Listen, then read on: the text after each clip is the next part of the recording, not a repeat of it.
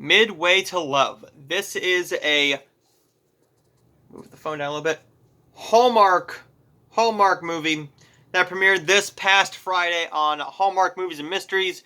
This will be the last movie review for a brand new 2020 Hallmark movie, I believe all the way until August 8th, unless they announce something for Hallmark Movies and Mysteries or something like that, because they are doing Christmas now, which starts in about 36 minutes. Yeah, 36 minutes as I am recording this. So this one is Midway to Love.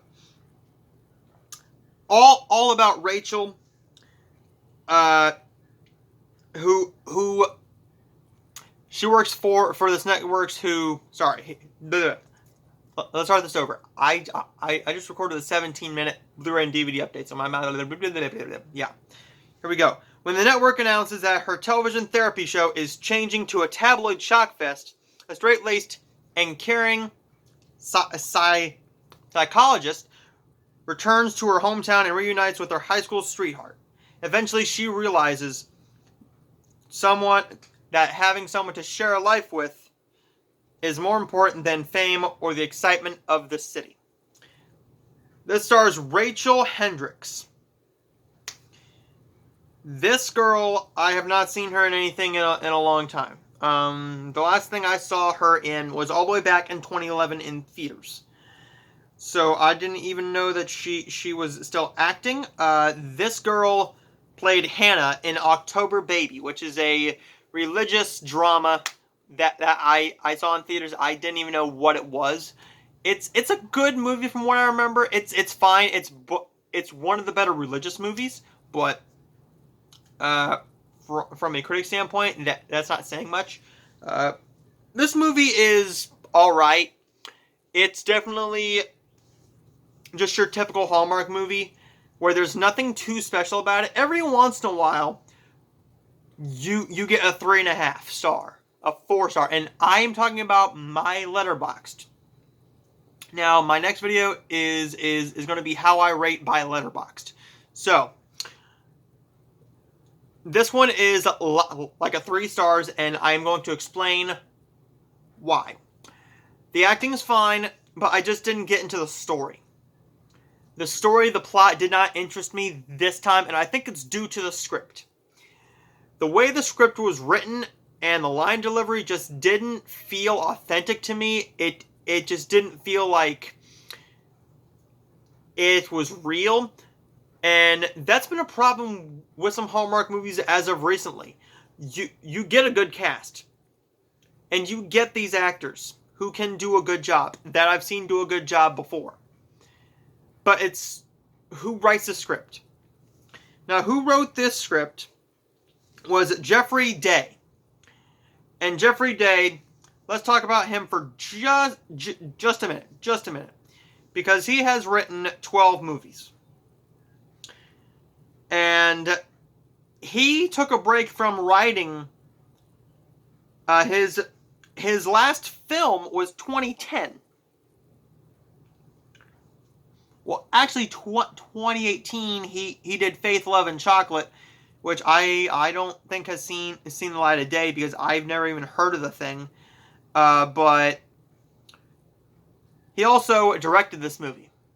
When a writer writes, when the writer is also the director, that kind of scares me because he sees his vision, but will he be able to actually sit down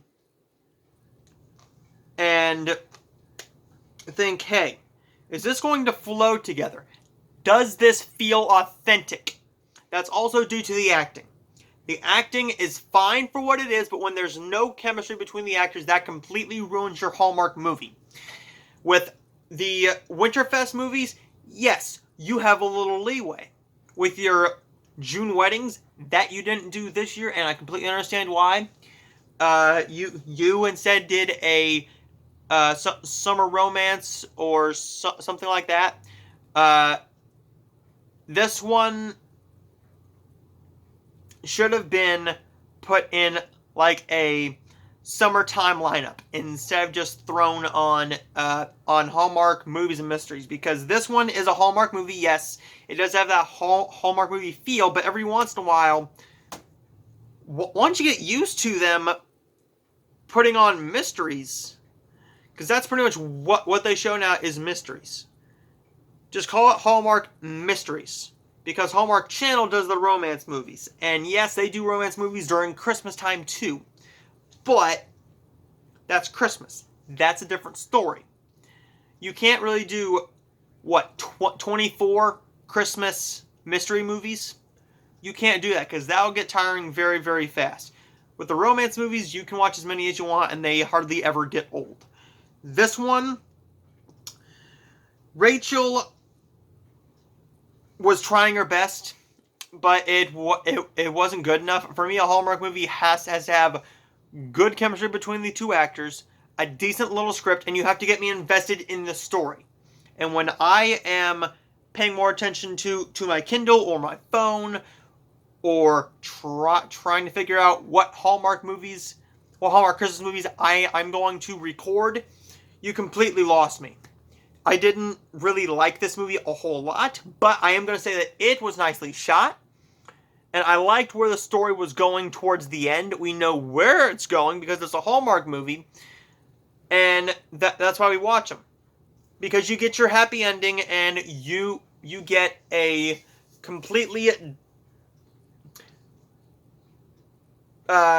clean, family-friendly film from it. This film is definitely on the weaker end of Hallmark as far as this year goes, but I've given a lot of 3 stars. So this one is right below Hearts of Winter.